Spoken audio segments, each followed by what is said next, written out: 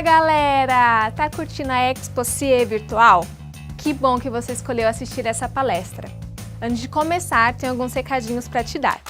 Primeiro e mais importante, nossa plataforma está programada para dar o certificado apenas para quem assistir pelo menos 80% da palestra, tá? Mas eu garanto que esse assunto aqui é super legal e você vai ficar até o final, certeza. O que mais que eu tinha para falar? Ah, sim! Se tirar uma foto da Expo CIE Virtual, marca a gente, hein? Espera aí que eu vou fazer uma pausa para selfie. Por falar nisso, segue a gente. Estamos em todas as redes sociais. Opa, acho que a palestra já vai começar. Tchau, tchau!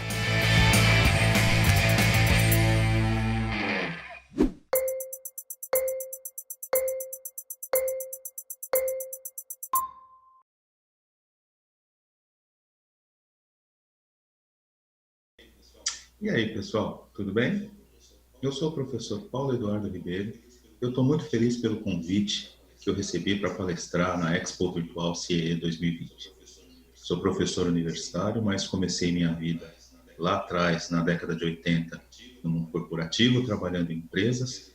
A última empresa que eu trabalhei foi na Ford Motor Company, de onde eu me desliguei em 2007, num cargo de coordenação na área de recursos humanos. Foi a área que eu acabei me especializando. Eu sou formado em administração de empresas, tenho pós em gestão de RH e em psicologia organizacional. Também tenho pós-graduação em docência no ensino superior e mestrado em psicologia da saúde. Lecionei em diversas instituições de ensino no Brasil e tive a oportunidade também de lecionar no exterior. Atualmente, eu leciono em uma universidade na Zona Leste de São Paulo, mas já coordenei cursos de graduação e pós-graduação em instituições espalhadas aí pela cidade de São Paulo. Quando eu recebi o convite, fiquei pensando sobre o que falar e achei que seria interessante a gente falar um pouquinho sobre empregabilidade, que é uma coisa bastante interessante para a gente pensar e trabalhar, principalmente no momento atual que a gente vive, né? A gente tem aí poucas ofertas de emprego, muitas pessoas saindo da universidade e não conseguindo se recolocar no trabalho. É óbvio que eu não tenho a pretensão de trazer aqui um manual, um passo a passo de como se recolocar, mas de como você pode tentar melhorar ou aumentar a sua empregabilidade. Para isso, eu vou usar como base dessa nossa conversa os pilares que sustentam a empregabilidade do professor Minarelli, de 1995. Na verdade, o professor Minarelli ele fala que existem 6 pilares que são importantes a gente tomar cuidado e trabalhar bem eles para aumentar a nossa chance de se tornar mais empregáveis e não empregados, tá bom? Vamos lá. Antes de mais nada, é importante a gente entender o que é empregabilidade. Empregabilidade é a capacidade que algumas pessoas têm de arrumar emprego maior do que outras pessoas, mesmo quando essas pessoas estão empregadas. Então, assim, como eu posso fazer para aumentar a minha chance de conseguir arrumar emprego, mesmo estando empregado ou não? Aí que entra, ou aí que entram os pilares da empregabilidade do professor Minarelli. Bom, o primeiro pilar que o professor nos traz é o pilar que ele denominou de alinhamento profissional. Bom, alinhamento profissional, pessoal, assim, bem grosso modo, seria fazer aquilo que a gente gosta. O professor Minarelli diz que talvez esse seja o pilar principal ou o pilar que a gente deva ter mais atenção. É óbvio que dependendo da fase que a gente está, o momento que a gente está na nossa carreira, a gente nem sempre consegue fazer aquilo que a gente gosta. Para falar a verdade, às vezes é difícil até a gente conseguir descobrir o que a gente realmente gosta. Existem pessoas que desde muito jovens já sabem o que gostam, o que querem para a sua trajetória de carreira. Existem pessoas que demoram aí um tempo maior. Eu vou usar como exemplo meus dois filhos. O meu filho mais velho, quando terminou o ensino médio, ele já tinha muita clareza do que ele queria, né? Então ele queria fazer faculdade de design de games na faculdade ou na universidade X. Eu me lembro que eu tinha bolsa de estudos em outra universidade, onde ele poderia cursar, por exemplo, engenharia da computação. mas ele tinha tanta clareza do fazer o que gosta que ele não queria estudar lá mesmo com a bolsa. Então ele optou por fazer design de games na universidade que ele escolheu e foi o que ele acabou fazendo efetivamente. Meu filho mais novo não, quando ele terminou o ensino médio, ele ainda tinha muitas dúvidas com relação ao que ele gostaria de fazer. Então, ele optou por fazer um ano de cursinho, enquanto ele fazia pesquisas e tentava entender qual seria ali a área que realmente ele gostaria de seguir. No final das contas, depois de um ano de cursinho, ele acabou optando por engenharia da produção, que é o curso que ele faz até hoje. Então, pessoal, fazer o que gosta é muito mais do que simplesmente tentar entrar na empresa dos seus sonhos. Fazer o que gosta passa por você entender realmente o que você quer fazer. Não diria para o resto da sua vida, mas o que você gostaria de fazer durante a sua trajetória de carreira. Esse talvez seja o primeiro passo, decidir o que você quer fazer. Vocês podem começar pensando, né, por exemplo, para quem ainda não entrou na universidade, qual curso escolher? Né? Eu dou aulas nos cursos de recursos humanos, por exemplo. Eu escuto muitas pessoas dizendo que escolheram recursos humanos porque é um curso mais rápido e que isso pode acelerar a sua carreira. Isso é uma ilusão, pessoal, porque muita gente entra no curso de RH porque existe um mito que diz que em RH não existe conta, por exemplo. E as pessoas se frustram quando começam a ter aula de departamento pessoal, de cargos e salários, e descobrem que no RH tem conta, e tem muita conta. Então, é importante que vocês se planejem, que vocês pesquisem, estudem, procurem e que decidam, ou pelo menos tentem decidir, com um pouco mais de assertividade na hora de definir o seu curso. Mas é claro que isso tem que estar associado ao que você gosta de fazer. Se você não gosta de números, não vale a pena você escolher um curso ou escolher para a sua vida ser contador, por exemplo. Por outro lado, se você gosta de números, talvez ciências contábeis seja uma alternativa um pouco mais interessante para a sua vida. O segundo pilar da empregabilidade é o pilar que a gente chama de competência profissional.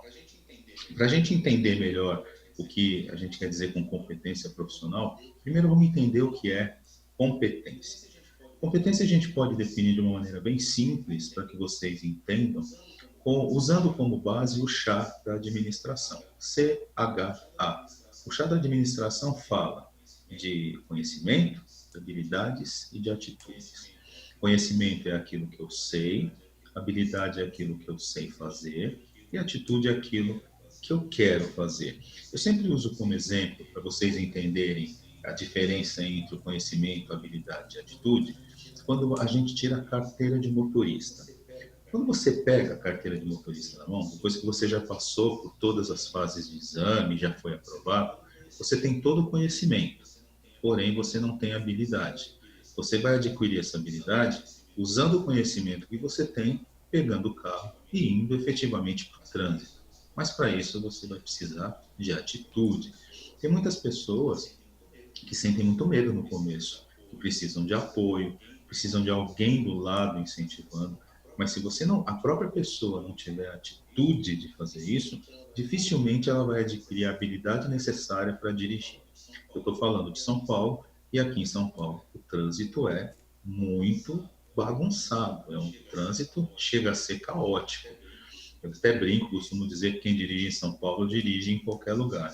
Mas não sei se isso é totalmente verdade. Existem alguns lugares aí que o trânsito é bastante complicado. Mas você sai da autoescola com todo o conhecimento necessário para dirigir. Te falta a habilidade e para adquirir essa habilidade você vai precisar de atitude. É sempre bom lembrar que conhecimento, ninguém chega num banco de uma universidade sem conhecimento nenhum. Todos nós já temos um conhecimento prévio que a gente já traz conosco, né? São aqueles conhecimentos que a gente adquire nas comunidades onde a gente vive, na igreja que a gente frequenta, ou até mesmo o conhecimento que nos é passado pelos nossos pais. Então, é importante a gente primeiro entender o que são essas competências e, a partir disso, a gente começar a trabalhar. O meu conhecimento é suficiente? Na verdade, eu acho que nunca vai ser. A gente sempre vai ter espaço para aumentar o nosso conhecimento. Então, algumas dicas que eu sempre dou para os meus alunos. Primeiro que a gente vai ter que estudar até morrer, provavelmente. Quem não entender isso fatalmente vai ficar para trás aí nos processos da vida. Eu não estou nem falando de processo seletivo. Então é importante que a gente entenda que a gente precisa estudar, sempre. Dentro da universidade, eu sempre digo para os meus alunos o seguinte: a gente recebe muita informação, né, dentro de uma aula. Imagina isso dentro dos 4 anos de um curso, 5 ou 2, não importa. A gente vai receber muita informação. Talvez o primeiro desafio seja transformar essas informações efetivamente em conhecimento. E como é que a gente faz isso? Estudando, entendendo. A gente não pode simplesmente ir para a sala de aula, ouvir, ouvir, ouvir. Não, a gente precisa entender como é que aquilo se aplica na prática. Porque senão aquilo é só informação. Informação não vai te ajudar no mundo real. Então, o primeiro passo é esse. A gente tem que se manter atualizado. A gente tem que saber o que está acontecendo. Eu não consigo entender algumas brigas ou algumas discussões que eu vejo na internet das pessoas ainda no século XXI, sabe, argumentando se é importante ou não aprender um outro idioma. Talvez você não vá usar esse outro idioma na empresa que você trabalha. E o discurso, os argumentos normalmente giram em torno disso. Por que eu vou investir tempo e dinheiro em algo que eu não vou usar? Na verdade, a gente não sabe se a gente não vai usar. E outra coisa, esse investimento não é para sua empresa, é para você. Um dia ele pode servir como diferencial. Eu costumo dizer que, para mim, isso é investimento, não é custo. Eu acho que a gente precisa entender até que ponto a gente tem condições de fazer esse investimento, né? Ou, pelo menos, a gente precisa se preparar. Falar outro idioma hoje em dia é fundamental.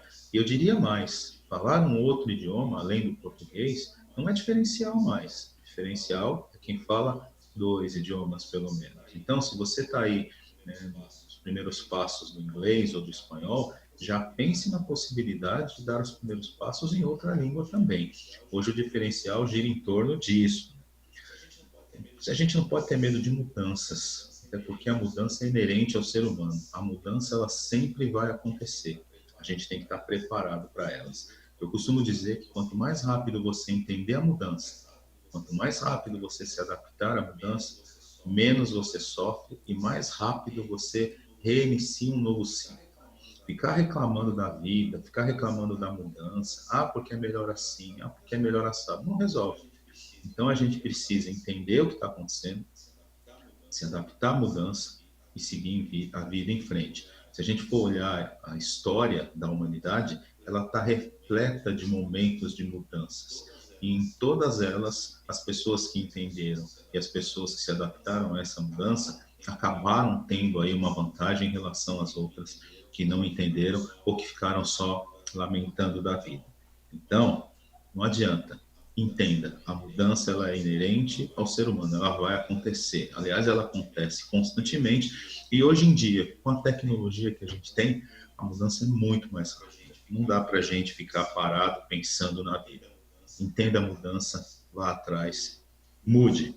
Não se acomode jamais, leia, estude. É impressionante como as pessoas não gostam de ler. Qualquer coisa com mais de 3 linhas, as pessoas não leem. Quando chega num concurso público, num Enem da vida, no ENAD, as pessoas sofrem por conta de não conseguirem interpretar um texto porque são textos grandes, textos densos. Se acostumem a ler. Ler é importante, a gente escreve melhor, a gente melhora a nossa interpretação. Quantas vezes em prova eu vejo os alunos não conseguirem interpretar uma pergunta pela dificuldade de ler e entender o que está lendo. É importante que a gente leia, pessoal. Não estou dizendo para vocês pegarem um livro com 1000 páginas, mas comecem devagar, comecem lendo alguma coisa. Tem tanto artigo interessante aí pela internet, tem tanta coisa legal acontecendo. Então se habituem a ler. A gente lê, a gente melhora o nosso vocabulário, a gente melhora o nosso entendimento, a gente passa a escrever melhor, a gente conhece palavras novas, a gente deixa de errar palavras que a gente escreve errado por conta da falta, às vezes, de leitura, de entender que algumas palavras se escrevem assim e outras se escrevem de outra forma. Que as letras, às vezes, elas têm sons diferentes. A gente tem muito exemplo disso na língua portuguesa. O S, às vezes, tem som de Z, às vezes tem som de S. Às vezes são 2 S, às vezes é C cedilha, enfim. A leitura, ela é fundamental. Então, não se acomodem, leiam, estudem, aproveitem a oportunidade que vocês têm em sala de aula, principalmente. Eu hoje olho para trás e vejo o quanto eu poderia ter aproveitado mais a minha fase dentro da faculdade, da pós-graduação, mas enfim, né? Antes tarde do que nunca a gente entender a importância de se atualizar, a importância de se manter atualizado, na verdade, a importância de tentar entender o que está acontecendo, de filtrar informações, de não acreditar em tudo que se diz, de criar um senso de análise crítica para as coisas. Isso é fundamental, né, dentro de um processo de aumento da sua empregabilidade. O terceiro pilar que o professor Minarelli nos traz é o pilar da ética.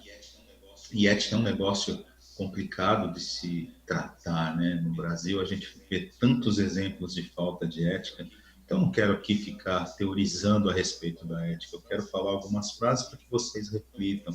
Então, pensem: respeito, não se envolvam em casos nebulosos, evite polêmicas. A internet está cheia de polêmicas. As pessoas não conseguem mais trocar, sabe, dialogar, expor os seus pensamentos ou seus pontos de vista sem serem xingadas, atacadas. Então, evite esse tipo de coisa. Eu, por exemplo, nas minhas redes sociais, eu evito falar de casos polêmicos ou de pontos polêmicos. Então, eu evito falar de religião, eu evito falar de política, porque as pessoas estão muito com os nervos à flor da pele. Então, evite isso. Tente agir com transparência, né? Tente ser idôneo, ser honesto. Eu acho que esse é o melhor caminho quando eu penso em ética. Pense nos valores que foram passados para vocês pelos seus pais, em tudo que vocês aprenderam na vida. Enfim, né? Tentem lidar com o dia a dia de forma transparente e de forma com bastante honestidade. Acho que esse é um bom ponto. Nenhuma organização hoje, em tempos de internet, onde qualquer coisa viraliza e a sua imagem pode ser associada à empresa que você trabalha, nenhuma organização vai querer ter o seu funcionário envolvido em um escândalo, um caso desse, e esse escândalo ser associado à imagem da empresa. Lembrem-se, quando você está com o uniforme da empresa ou com o crachá da empresa, naquele momento você perde a identidade, você passa a ser empresa. E isso viraliza muito rápido. Empresa nenhuma, organização nenhuma quer esse tipo de associação. O quarto pilar é um pilar totalmente pessoal, e ele fala, né, da saúde física e mental. É importante que a gente cuide da nossa saúde física e mental. Talvez a palavra ideal para definir isso seja equilíbrio, nem tanto ao céu, nem tanto à terra. A gente precisa de tempo para se dedicar ao trabalho, e a gente precisa de tempo para se dedicar à nossa família, ao nosso lazer. Talvez o ponto realmente seja equilíbrio. Eu sei que está muito difícil, a gente trabalha demais, a gente às vezes não tem tempo para a nossa família, mas cabe a cada um de nós encontrar o ponto de equilíbrio, o ponto certo, onde agora eu vou me dedicar ao meu lazer, vou me dedicar à minha família, agora eu vou dedicar o meu esforço ao meu trabalho. Saúde tem que ser levada em conta. A gente se alimenta mal, a gente dorme mal, a gente trabalha demais a ponto de ter síndromes diversas. Então, quando eu falo de equilíbrio, é equilíbrio mesmo. Não adianta você ficar aos finais de semana com o seu celular ligado, conectado e trabalhando. Uma hora a conta chega. Então, a gente tem que ter equilíbrio. É o tempo para cuidar da nossa saúde física, da nossa saúde mental. É o tempo de cuidar dos nossos esforços para nos dedicarmos com afinco ao nosso trabalho, à empresa pela qual nós somos remunerados para entregar da melhor maneira possível. Então, pensem sempre nisso. Saúde física, o meu corpo, saúde mental e a saúde com relação ao todo. Por que não, né? Pensar na saúde com relação à convivência com as pessoas. Tem uma galera aí que relata que está estressada, síndrome de burnout, a gente tem aí síndrome do pânico. São várias coisas que vão acometendo as pessoas e as pessoas vão adoecendo em decorrência da falta desse equilíbrio. Então, esse pilar, o quarto pilar, ele fala exatamente disso: saúde física e mental e equilíbrio, pessoal, nem tanto ao céu, nem tanto a terra. O quinto pilar fala em reserva financeira. E aqui, pessoal, sempre tem pessoal que fala, mas eu não tenho dinheiro para guardar. Então é importante você conhecer o seu orçamento para que você tenha condição de administrá-lo. A gente não pode gastar mais do que a gente ganha. Então, quando a gente fala de reserva financeira, na verdade, a gente não está falando de poupar muito, mas de poupar aquilo que for possível poupar. A gente tem que ter um dinheirinho, uma reserva financeira, para as eventualidades que acontecem. Eu não posso simplesmente gastar mais do que aquilo que eu ganho. Então, uma vez falando de planejamento financeiro, uma aluna me disse assim, eu não tenho condições de fazer isso que você está falando, professor, porque o que eu ganho não cobre os meus gastos. É exatamente disso que nós estamos falando. Você não pode ter gastos maiores do que os seus ganhos. Então, conheça o seu orçamento, administre o seu orçamento, mas principalmente tenha um plano B. É fundamental que vocês pensem em ter uma alternativa. Essa alternativa não pode acontecer na hora que o problema se instala. É mais ou menos como a gente trabalhar num lugar, nunca se preocupar, por exemplo, com a possibilidade de ser demitido, e a hora que você for demitido, você falar assim para você, tá, agora eu faço o quê? Então a gente tem que nos dar a chance de ter oportunidades. Bom, o sexto pilar, o pilar dos relacionamentos, ele é bastante importante porque ele tem muito a ver com algo que está muito assim na moda. Tem muita gente falando disso, né? Que é o networking. Então, quando a gente pensa em rede de relacionamentos, a gente está falando de um pilar onde não são só os relacionamentos que a gente tem com as pessoas mais próximas, nossa família, né, marido, esposa. Não, a gente está falando de relacionamento interpessoal, a capacidade que algumas pessoas têm em se relacionar com outras e criar oportunidades. É disso que a gente está falando. Networking é muito mais do que aceitar alguém lá na sua rede social, seja ela qual for. Não importa, as pessoas hoje estão tão preocupadas em dizer eu tenho 70 mil, 80 mil, 100 mil seguidores, mas quantas dessas pessoas efetivamente você pode ligar na hora que você tiver um problema? Você pode mandar uma mensagem na hora que você precisar desabafar.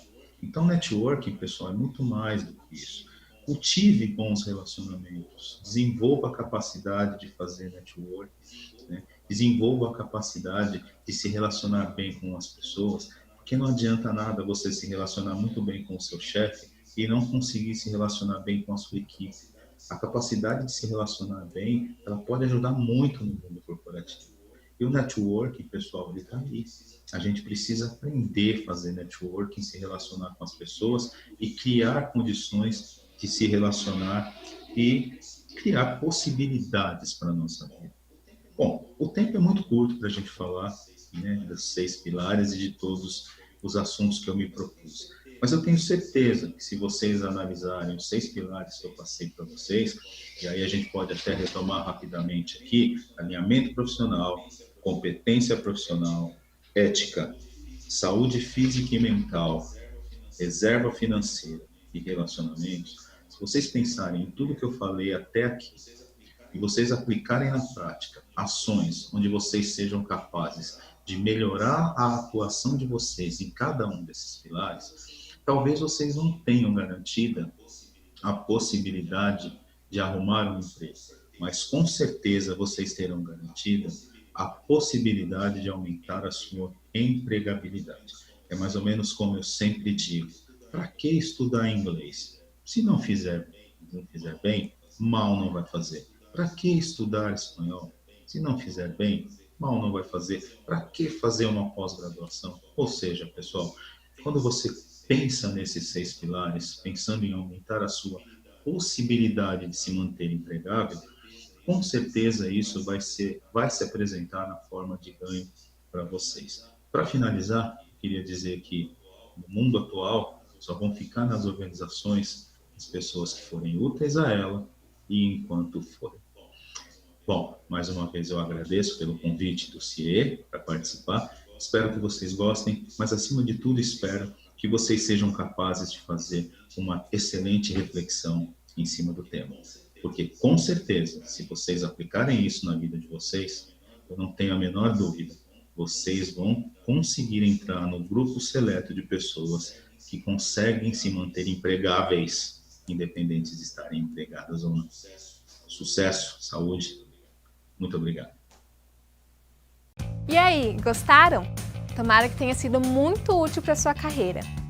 Viu? Deixa eu te lembrar que o certificado é liberado para todo mundo que assistiu 80% da palestra, tá?